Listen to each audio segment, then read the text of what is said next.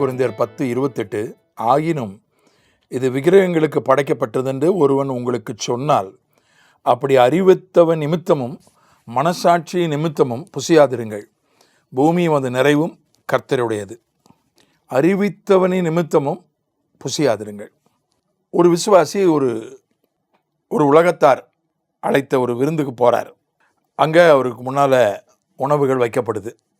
சாப்பிட்றதுக்கு உட்காந்துருக்காரு. அதில் சாப்பிட்றதுக்காக சாப்பிட போகலான்னு இருக்கார். அப்போ ஒருத்தர் வந்து சொல்கிறாரு, பிரதர், இங்கே வந்து இங்கே பரிமாறப்படுகிற உணவெல்லாம் விக்கிரகத்துக்கு படைச்சிட்டு தான் பரிமாறுறாங்க என்று சொல்கிறார்.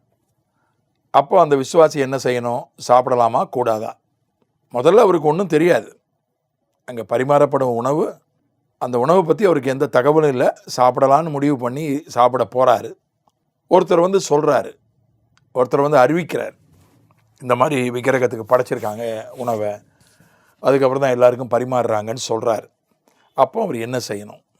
அறிவித்தவன் நிமித்தமும் புசியாதிருங்கள். இப்போ என்ன சொல்கிறாரு பவுல்?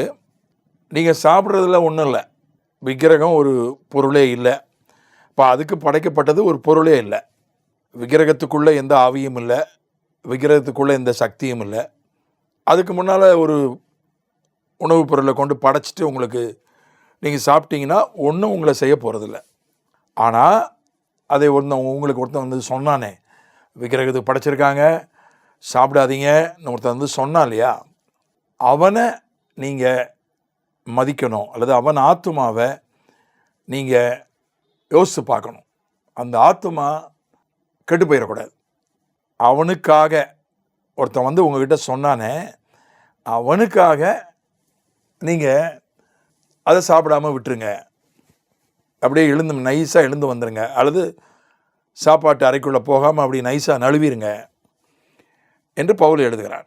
இது சாப்பிட்றதுனால ஒன்றும் இல்லை, தெரியாமல் சாப்பிட்டாலும் ஒன்றும் இல்லை, தெரிஞ்சு சாப்பிட்டுட்டாலும் ஒன்றும் இல்லை, உங்களை ஒன்றும் செய்யாது. ஆனால் ஒருத்தன் வந்து சொன்னான்ல, அவன் ஆத்துமா கெட்டு போயிடக்கூடாது. இந்த அறிவித்தவன், நமக்கு ஒரு தகவலை ஒருவன் தருகிறானே, அது யார் என்று பார்க்கணும். அந்த தகவல் சரியான்னு பார்க்கணும். அதுக்கேற்ற மாதிரி நம்ம நடந்து கொள்ள வேண்டும். ஆதியாகமத்தின் புஸ்தகத்தில் 2ஆம் அதிகாரம் 11ஆம் வசனத்தில் ஆண்டவர் ஆதாமை தேடுறார். ஆதாம் பாவம் பண்ணிட்டான், தேவ மகிமை அவனை விட்டு விலகி போயிடுச்சு. தேவனுடைய மகிமை தான் அவனுக்கு உடையாக இருந்தது. இப்போ அது அவனை விட்டு விலகி போனதுனால அவனுடைய நிர்வாணம் அவனுடைய கண்ணுக்கு தெரியுது. அதனால் அவன் போய் ஒளிஞ்சிக்கிறான். இப்போ ஆண்டவர் தேடுறாரு. அப்போ ஆண்டவர் எங்கே இருக்கிறாயின்னு தேடுறாரு. அவன் சொல்கிறான், நான் நிர்வாணியாய் இருப்பதனால வெட்கப்பட்டு நான் ஒழிச்சிட்டு இருக்கிறேன். அப்போ ஆண்டவர் 11 கேட்குறாரு. ஆதியாகமம் 3:11 அப்பொழுது அவர், நீ நிர்வாணி என்று உனக்கு அறிவித்தவன் யார்? புசிக்க வேண்டாம் என்று நான் உனக்கு விலக்கின விருட்சத்தின் கனியை புசித்தாயோ? நீ நிர்வாணி என்று உனக்கு அறிவித்தவன் யார்?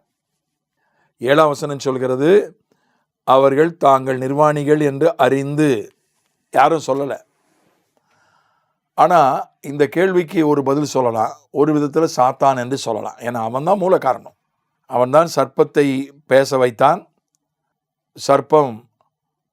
சர்ப்பத்தின் மூலமாக ஏவாளை வஞ்சித்தான். ஏவாள் ஆதாமை சாப்பிட வைத்தாள் விளக்கப்பட்ட கனியை. அவருடைய கண்கள், மனக்கண்கள் திறந்தது. ஆவிக்குரிய கண்கள் மூடப்பட்டது. தேவனுடைய மகிமை விலகியது.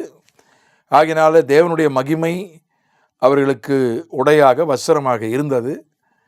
தேவனுடைய மகிமை விலகினதுனால நிர்வாணிகள் என்று அவர்களே அறிந்து கொண்டார்கள். அறிவித்தவன் யார்? அது முக்கியமான ஒரு கேள்வி. நமக்கு ஒரு தகவலை தருகிறவர் யார்? ஒரு தகவல் நமக்கு தரப்படுகிறது, அது யாருன்னு பார்க்கணும். இப்போ சாத்தான் தாவீதை ஏவினான். மக்கள் தொகை கணக்கெடுப்பு எடுக்கும்படி ஏவினான். மக்கள் தொகை கணக்கெடுக்கிறது பாவமா? பாவம் இல்லை. ஆனால் சாத்தான் ஏவி எடுத்ததுனால அது பாவம். அதனால யார் நமக்கு ஒரு தகவலை தருகிறார்கள்? யார் நம்மை தூண்டி விடுகிறார்கள்? இப்போ இயேசுநாதர் பசியாக இருக்கிறார். சாத்தான் வந்து சொல்கிறான், இந்த கல் அப்பமாகும்படி சொல்லும், அப்பமாக்கி சாப்பிடும். இயேசுநாதர் கல்லை அப்பமாக்கி சாப்பிட்ருந்தா தப்பா? பாவம் இல்லை. தண்ணீரை திராட்சை ரசமாக மாற்றினார்ல. திராட்சை ரசம் பசியை போக்கக்கூடியது அல்ல. கல்யாண வீட்டில் அப்பம் இருந்துச்சு, இறைச்சி இருந்துச்சு, மற்றதெல்லாம் இருந்துச்சு. ஆனால் திராட்சை ரசம் தான் தீர்ந்து போச்சு. திராட்சை ரசம் இல்லாட்டாலும் அப்பம் இருக்குது, இறைச்சி இருக்குது. கல்யாண வீட்டில் சாப்பிட போகிறாங்க, யாரும் பசியாவோடு போக மாட்டாங்க. அது ஒரு வேளை கௌரவ பிரச்சனை. திராட்சை ரசம் இல்லாதது கௌரவ பிரச்சனை. கௌரவ பிரச்சனையை தீர்ப்பதற்காகவே ஆண்டவர் தண்ணீரை திராட்சை ரசமாய் மாற்றியிருப்பார் என்றால் அவருக்கு பசிக்குது.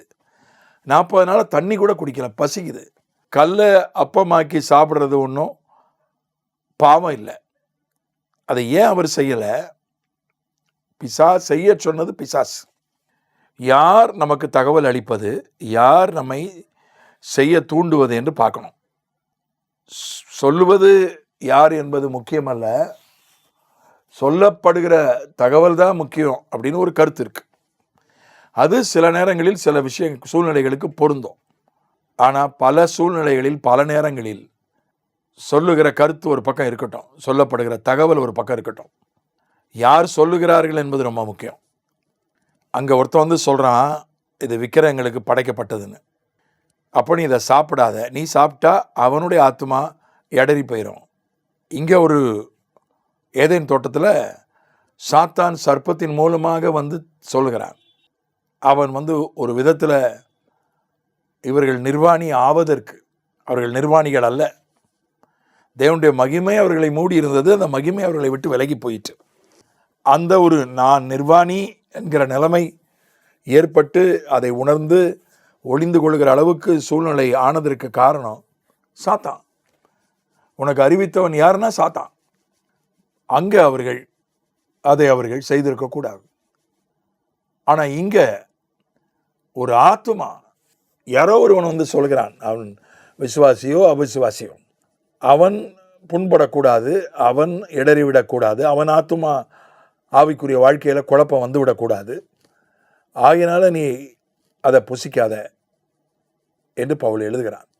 அதனால் யார் நம்மை தூண்டி விடுகிறார்கள், யார் நமக்கு அந்த தகவலை தருகிறார்கள் என்பது ரொம்ப முக்கியம். தகவல் சரியாக இருக்கலாம், நமக்கு ஏற்பட்ட தூண்டுதல் சரியாக இருக்கலாம், ஆனால் தூண்டிய நபர் தவறான நபராக இருக்கலாம், தகவல் சொன்ன நபர் தவறான நபராக இருக்கலாம். சரியான நபராக இருந்தால் அந்த நபரை நம்ம காப்பாற்றணும். அந்த நபருக்கு குழப்பமோ இடரலோ வந்துடக்கூடாது. ஆகவே சொல்லுகிற விஷயம் மட்டுமல்ல, சொல்லுகிற நபரும் முக்கியம். அதுதான் நீதிமொழிகளில் படிக்கிறோம். ஒரு பழமொழியை மூடன் சொன்னானா அது மோசமான விளைவுகளை தான் ஏற்படுத்தும். 26 நீதிமொழிகள் 26:6, மூடன் கையிலே செய்தி அனுப்புகிறவன் தன் கால்களையே தரித்து கொண்டு நஷ்டத்தை அடைகிறான். 7, அதனுடைய 2வது பகுதி, மூடரின் வாயில் உள்ள ஓமை சொல்லும் குந்தும். செய்தி சரியான செய்தி தான், ஓமை சொல் சரியானது தான், ஆனால் அதை எடுத்துகிட்டு போகிறது ஒரு மூட. அதனால தான் ஒரு நஷ்டம் ஏற்படும். அந்த ஓமை சொல் அது வேகமாக வேலை செய்யாது. எப்படி நடக்க முடியாதவங்க மெல்ல மெல்ல நடப்பாங்களோ அது மாதிரி ஓமை சொல்லும் வேகமாக வேலை செய்யாது. ஆகவே செய்தி மட்டும் முக்கியமல்ல, அதை எடுத்து வருகிறவரும் முக்கியம்.